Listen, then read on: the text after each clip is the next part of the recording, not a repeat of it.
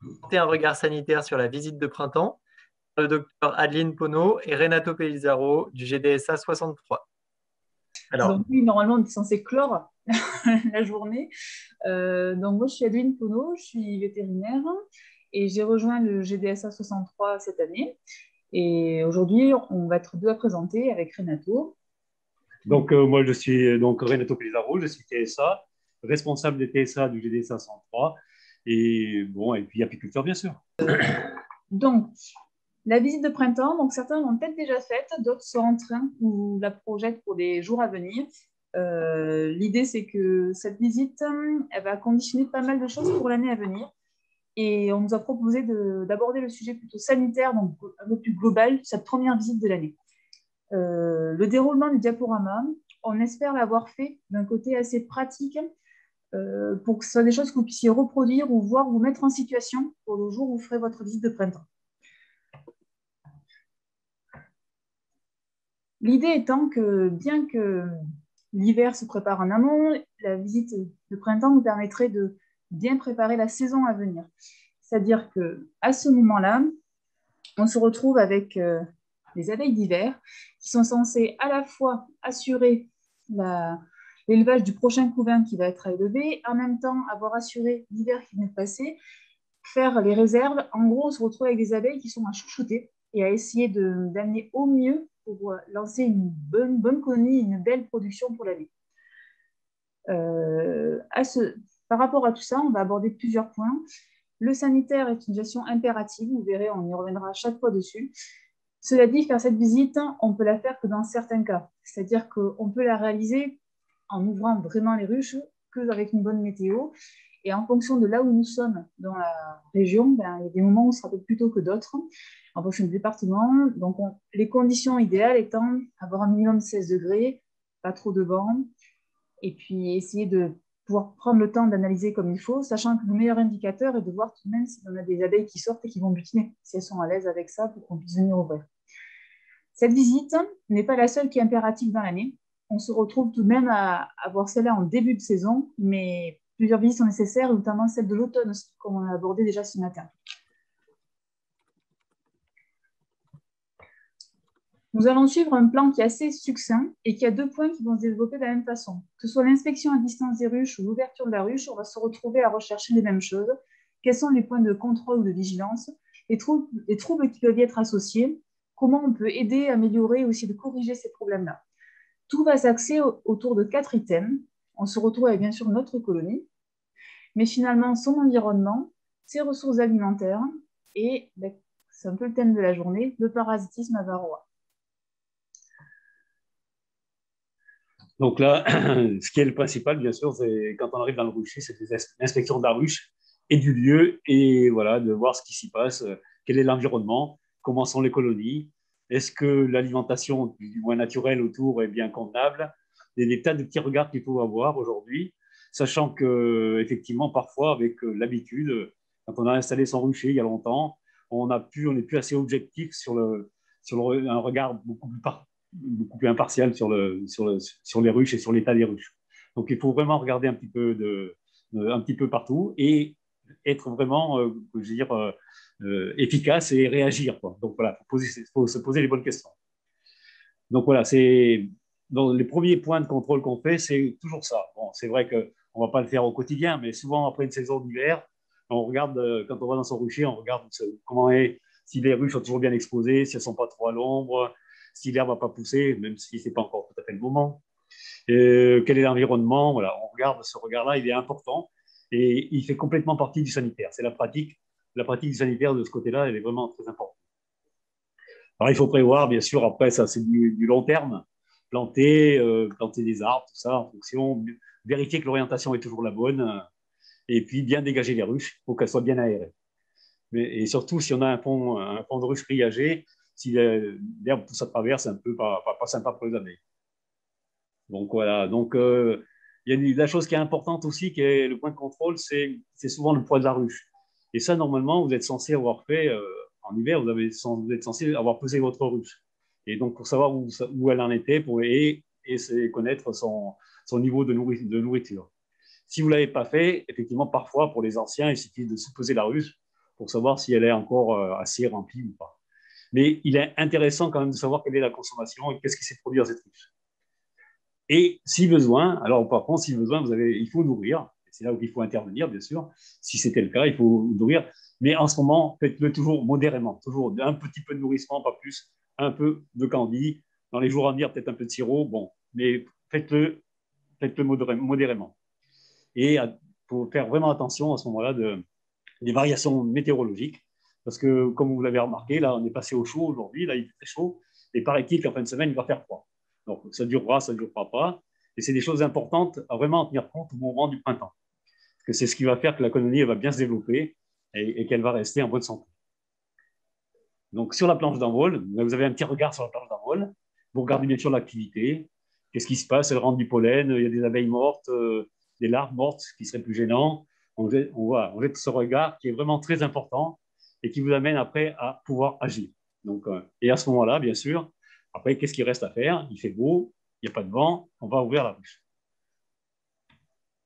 Ce qui nous amène du coup au deuxième point assez rapidement. Tout ce que vous avez pu observer en inspection autour de la ruche et de la ruche elle-même avant d'ouvrir nous amène à avoir certaines conclusions ou certains éléments de diagnostic, on va dire, ou de soucis. Cela dit, rien ne remplace une ouverture de ruche dès qu'on peut, et c'est pour ça qu'on revient vers ça. On va reprendre les mêmes items et auxquels on va rajouter le parasitisme, parce qu'on peut évaluer le parasitisme seulement si on ouvre une ruche. Tout d'abord, côté environnement.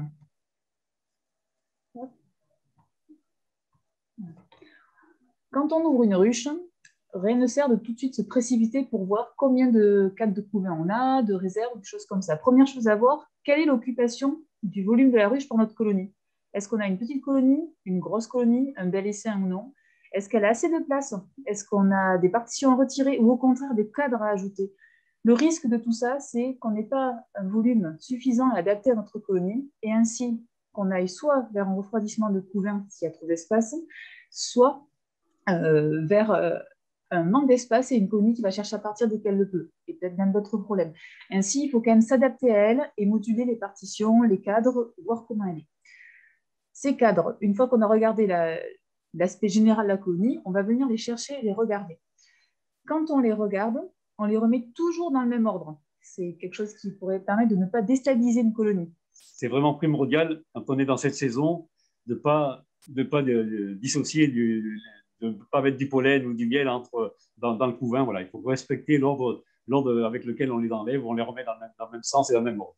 L'équilibre est assez précaire en début de saison pour elles. Elles essayent de faire de l'effectif, elles essayent de rentrer des réserves, elles essayent d'élever. C'est pas si évident que ça, il ne faut pas trop qu'on les perturbe à ce niveau-là.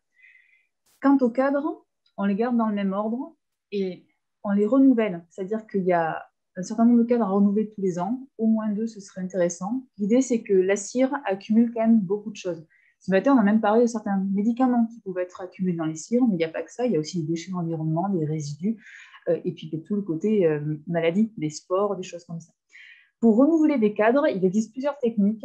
On a joint une fiche à la fin de ce diaporama qu'on vous présentera dans un deuxième temps, pour vous proposer une technique. Il existe d'autres, mais une qui pourrait vous sembler plus pratique. Ensuite, on a regardé globalement la colonie, on est venu voir d'abord l'aspect des cadres, on regarde le fond de la ruche.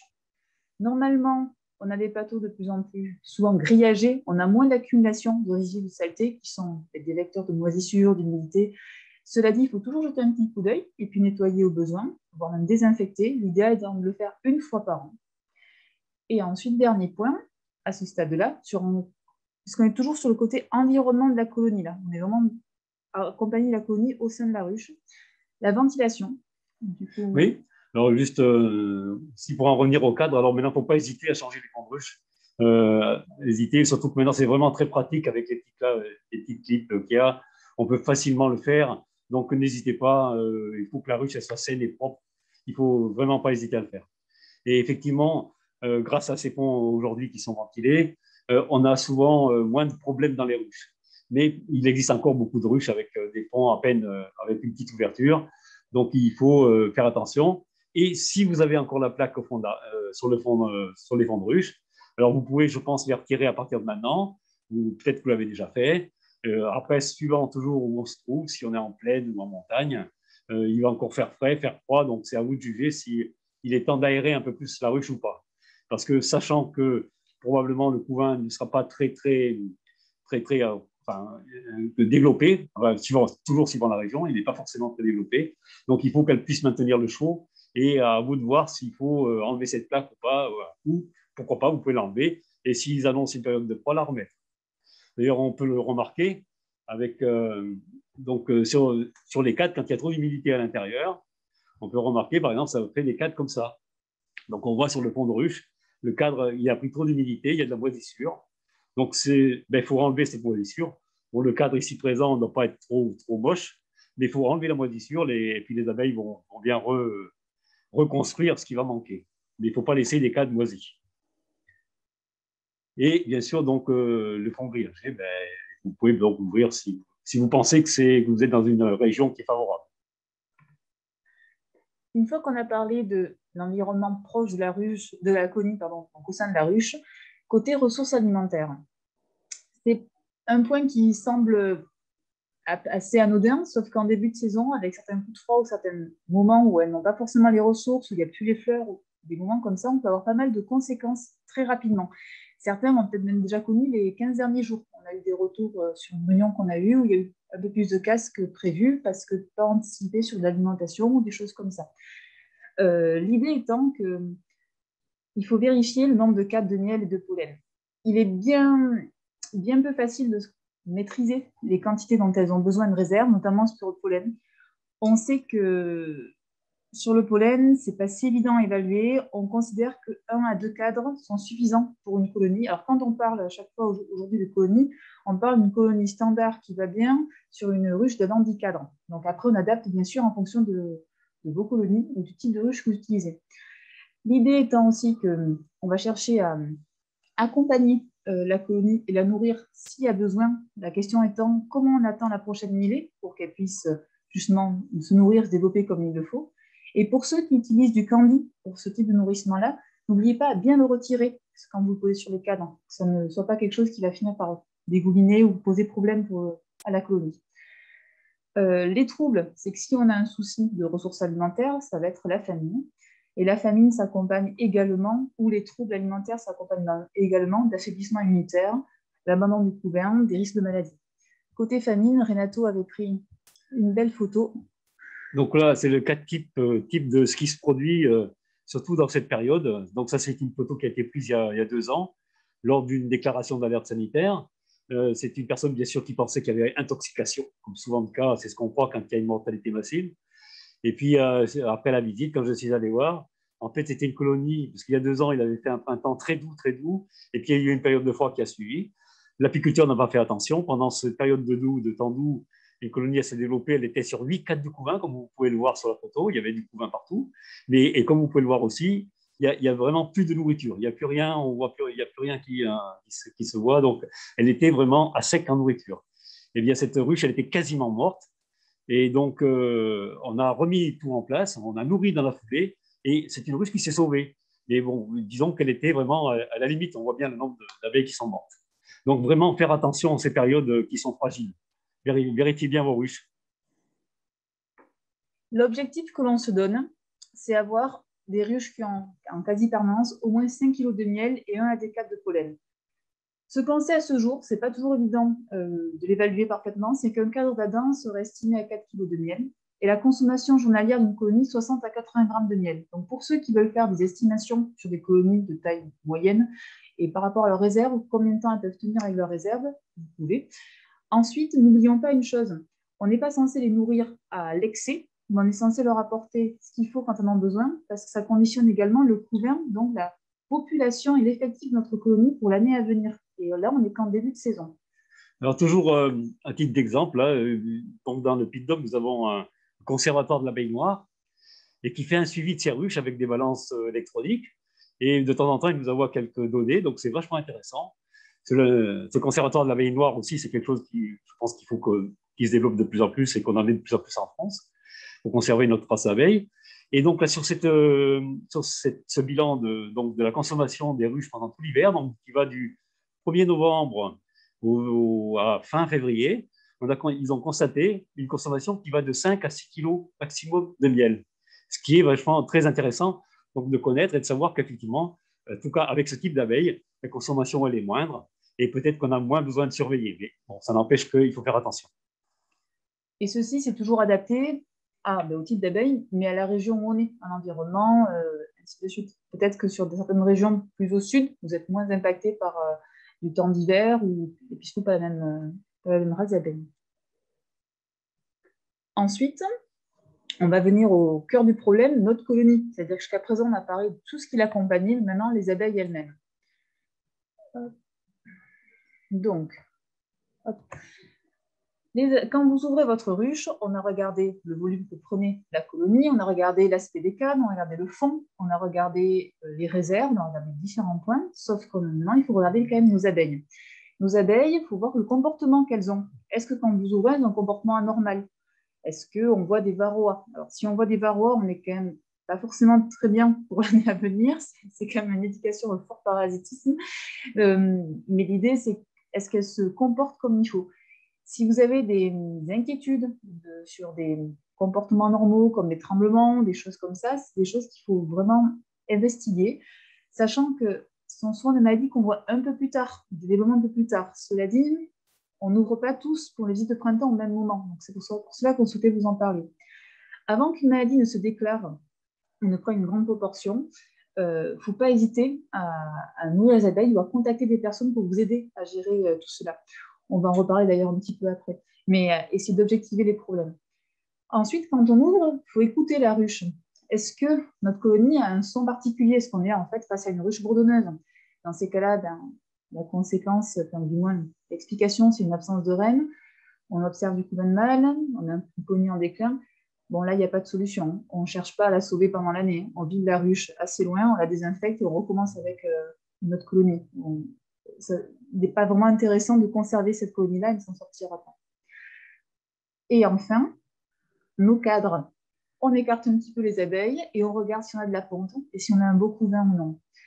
La ponte, c'est voir si la reine a bien repris la ponte, si elle est toujours présente, si elle comble bien les espaces qu'elle a. L'allure du couvain, c'est pour voir quel aspect il a. On va vous montrer deux petits exemples. J'arrive avec ma souris. Oui, alors ici, ce sont des exemples assez très concrets. Hein. Sur la première photo, donc en haut, ici, là, ici, donc vous avez bien le cadre un peu parfait avec un beau couvain bien arrondi, tout autour un peu de pollen et puis du miel. Hein. Il y a tout ce qu'il faut pour bien se développer, il n'y a pas de problème. Dans le cadre du bas, on pourrait penser visuellement que c'est la même chose. D'ailleurs, juste en aparté, vous pouvez peut-être reconnaître le personnage qui tient ce cadre, MDK par exemple, parce que bon, ce cadre il a été pris en photo à l'occasion d'une visite de contrôle lors d'une déclaration de bloc américaine. Et donc, suite à ce contrôle, donc on a bien sûr visité toutes les ruches et on avait des cadres de ce type-là.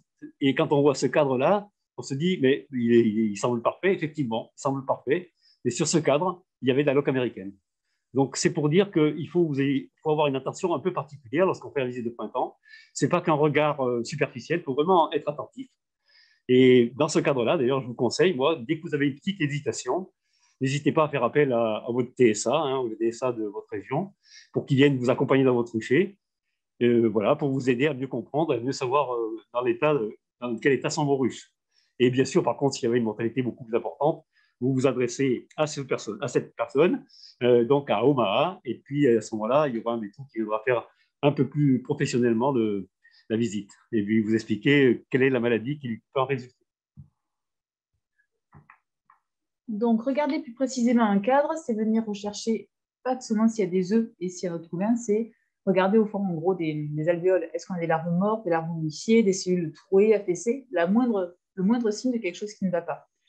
En fonction du trouble, vous aurez peut-être certaines fois juste à nourrir et ce ne sera pas quelque chose de très conséquent et la colonie repartira. Des fois à transvaser dans une ruche propre désinfectée ou des fois d'autres mesures à prendre. Mais encore une fois, dans des cas où vous avez le moindre doute, n'hésitez pas à appeler le TSA de votre département qui est le proche chez vous ou le MAA. Ça vaut vraiment le coup de chercher à diagnostiquer pour avancer. Côté parasitisme, le maître mot de la journée, gérer varroa.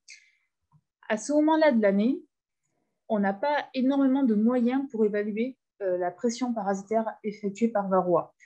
On peut regarder s'il y a des varroas phorétiques. Cela dit, ce n'est pas le moment de l'année où on les voit le mieux et on ne vous souhaite pas en fait, de les voir si rapidement que ça. Donc, on va vous proposer seulement le type de comptage sur l'ange graissé. On est quand même à une période de l'année où il ne fait pas forcément très très chaud, on n'a pas forcément toujours des beaux effectifs d'abeilles. Ça vaut le coup de faire des comptages un peu indirects. Voilà, donc c'est des comptages simples, hein. Je pense que la plupart d'entre vous le pratiquent déjà. C'est donc juste un petit rappel, hein. Bien sûr, sur les premières photos du haut, donc vous avez ici, on passe une petite plaque par l'avant, hein. On l'a bien adapté à la taille de la ruche parce que c'est pas possible par l'arrière. Je veux dire, c'est des fonds qui sont quasi complets, enfin, qui sont fermés, ou du moins partiellement du moins. Et donc on passe la petite plaque par l'avant, mais ça a le même effet. On laisse 24 heures et après on fait le calcul de la chute de varroa. On procède de la même manière, mais c'est encore plus facile sur les fonds grillagés en posant la plaque par l'arrière. Et on peut faire ce type de comptage à plusieurs reprises. Et il vaut mieux pour être sûr de l'efficacité du comptage, qu'il soit le mieux possible, le plus proche de la réalité. Vous le faites sur 2-3 jours, mais vous comptez bien toutes les 24 heures. Et en fonction du nombre de varroa que vous allez compter, vous saurez si votre ruche est fortement infestée ou moyennement infestée. Voilà, vous savez dans quel état est votre ruche. On vous propose, pour ce type de comptage-là, à ce moment-là de l'année, de ne pas dépasser le seuil de 5 varroas par jour. Mais à ce moment-là de l'année, en fonction de l'année, ces seuils ne sont pas forcément les mêmes. Donc là, on part toujours de la visite de printemps. Et voici, lorsque vous faites ce type de comptage, alors là, s'il y en a qui peuvent compter le nombre de varroa qu'il y a sur cette petite photo, ils ont gagné le chrono. Pour vous montrer quand même, pardon, j'arrive avec la souris. Là. Donc c'est quand vous récupérez un lange graissé, une plaque lange graissé, c'est ça que vous retrouvez, les petits varrois qu'on obtient comme ça, dans ce cas-là. Dans ce cas-là, il y en a pas mal. Bien sûr, varroa n'est pas là pour son plaisir et notre plaisir, donc il est là pour faire du parasitisme et il engage le dépérissement de la colonie. Alors, bien sûr, l'atteinte du couvain à naître, des abeilles nourricières, des abeilles d'hiver, bref, de tout ce qui a besoin pour que cette colonie se développe comme il faut. Et n'oublions pas que les abeilles d'hiver qui sont encore présentes, ce sont elles qui sont garantes des premières ressources alimentaires, de l'élevage du premier couvain. Il faut absolument qu'on les chouchoute et qu'on les aide. Ensuite, varroa est vecteur et multiplicateur de virus. Il permet aussi de diminuer l'immunité d'une colonie. Bref, il faut absolument le maîtriser en début de saison. Les mesures correctives, on fonce toujours vers la lutte médicamenteuse. Cependant, à ce moment-là de l'année, il faut faire très attention. C'est le comptage de varroa qui indique si on fera un traitement médicamenteux ou non. Et ce sera certainement un traitement flash et seulement si la colonie est infestée. Encore une fois, c'est le comptage qui conditionne. Si on peut, un lead biotechnique. Oui, donc plusieurs méthodes. Mais je crois qu'on en a déjà parlé un peu dans la matinée. Je crois parler pas mal, hein. Donc effectivement, pour alléger la pression du varroa dans les ruches, la solution est très simple. Profiter de ces belles journées quand il va y avoir le pissenlit, toutes ces fleurs, ces mielés qui s'enclenchent pour faire la création d'essaims. La création d'essaims, c'est très efficace pour alléger la pression du varroa.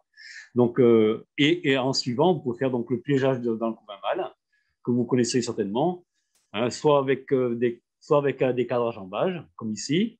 Alors, par contre, quand vous faites ce piégeage, hein, méfiez-vous. Faut bien compter le nombre de jours pour ne pas le laisser plus longtemps qu'il ne faut. Sinon, vous allez faire un élevage de varroa plutôt qu'une diminution.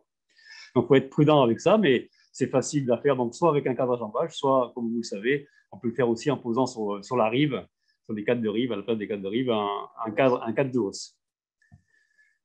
Mais par contre, il faut bien les enlever après. Et puis, pour ceux qui ont des poules, vous les donnez aux poules, ils se régalent. Les poules se régalent avec ça. Et après, bien sûr, il y a l'encagement de la reine, voilà, dont on a déjà parlé. Ce n'est pas toujours des choses qu'on peut faire dès la première visite de printemps, dès le mois de mars, mais c'est des choses qu'on peut planifier, essayer de faire dès qu'on peut, la visite de technique. Et puis, encore une fois, tout dépend du département, de l'altitude, de là où on est.